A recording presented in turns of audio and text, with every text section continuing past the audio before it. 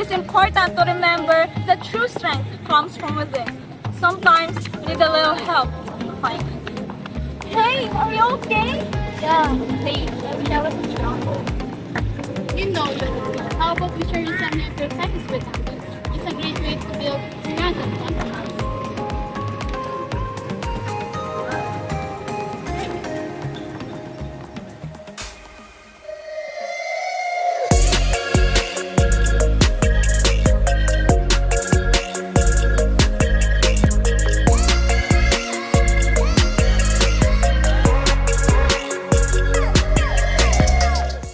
Drop squats.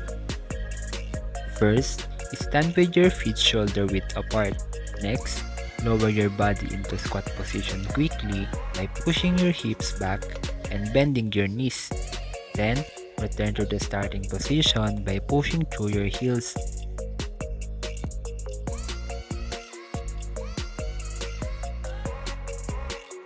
Drop squats improve lower body strength, enhance agility, and increase cardiovascular fitness.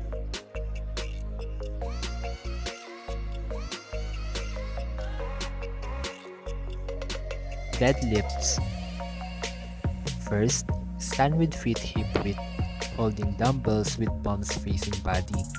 Next, hinge at hips to lower torso, pushing butt back.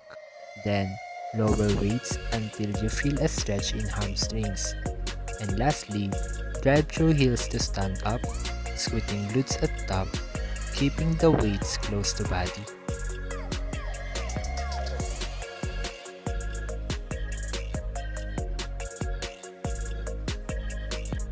Deadlift strengthens hamstrings, glutes, and back. It improves the grip strength.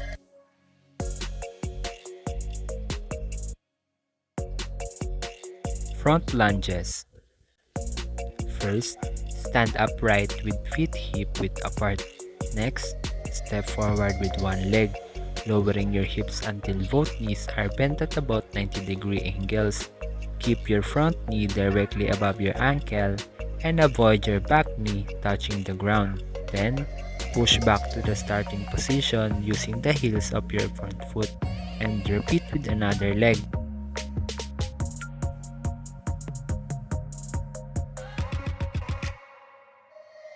Front lunges strengthen quads, glutes, and hamstrings. It also improves balance and enhances core stability.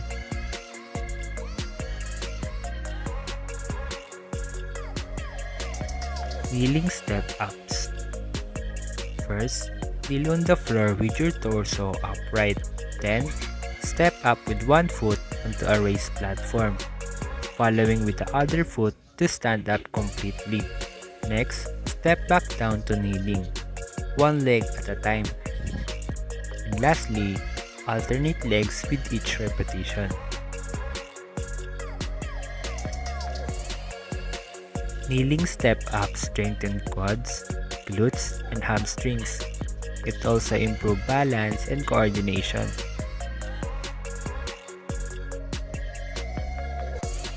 Single leg deadlifts. First, stand on one leg with a slight bend in your knee. Then, keep your back straight as you hinge at the hips, lowering your torso and reaching the opposite hand toward the ground.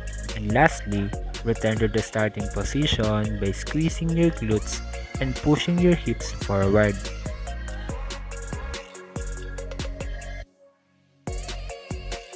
Single leg deadlifts strengthen hamstrings, glutes, and lower back. It also improves balance and stability.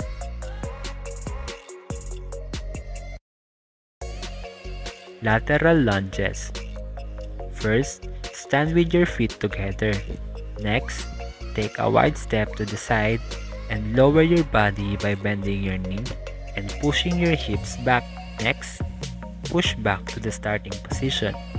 And lastly, alternate sides with each repetition.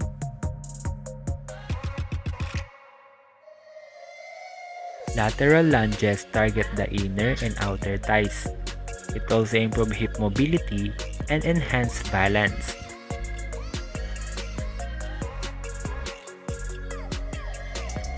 Bent over rows.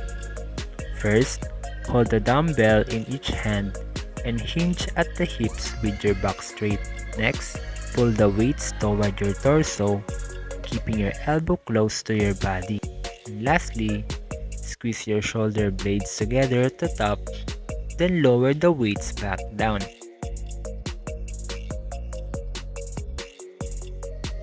Bent over rows strengthen the upper back, lats, and biceps.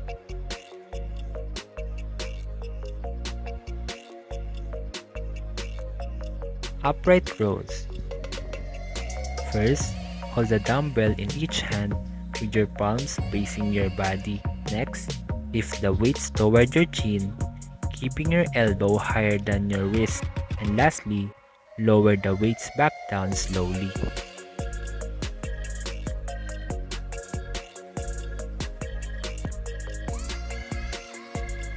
Upright rows target the shoulders, traps, and upper back.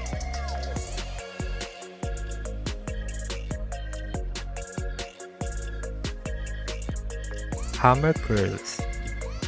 First, hold the dumbbell in each hand with your palms facing your body. Next, curl the weights up towards your shoulders, keeping your elbows close to your sides. And lastly, lower the weights back down slowly.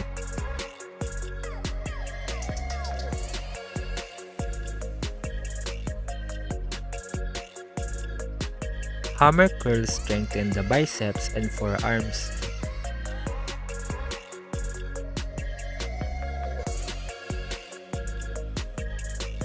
Seated military press. First, sit on the floor with your back straight and hold the dumbbell in each hand at your shoulder height. Next, press the weights overhead until your arms are fully extended. And lastly, lower the weights back down to your shoulder height.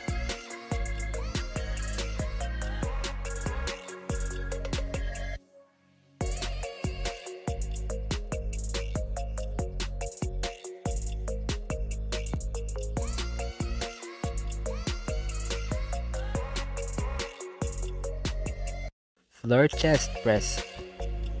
First, lie on your back while holding a dumbbell in each hand with your elbows. Next, press the weights up until your arms are fully extended. And lastly, lower the weights back down to the starting position.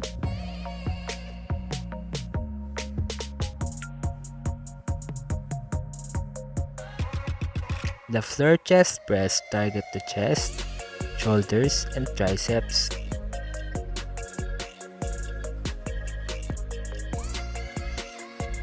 Floor skull crushers.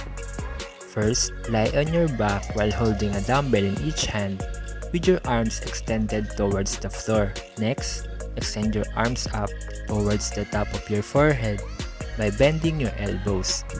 And lastly, extend your arms back to the starting position.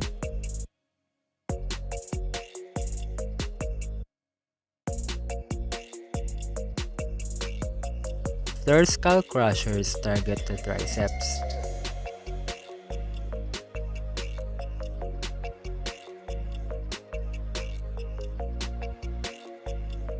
Knee tucks. First, lie on the floor with your hands at the top of your forehead while holding a dumbbell. Next, pull your knees towards your chest, then extend them back out without touching the floor.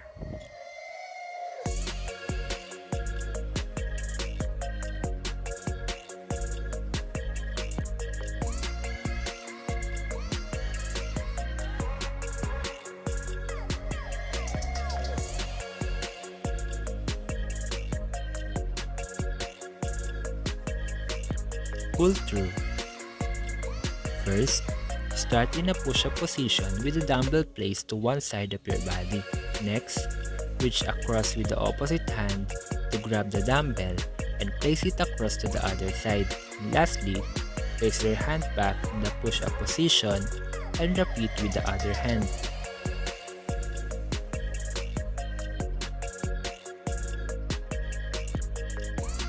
Pull-throughs engage the core and shoulders. It also improves stability and coordination.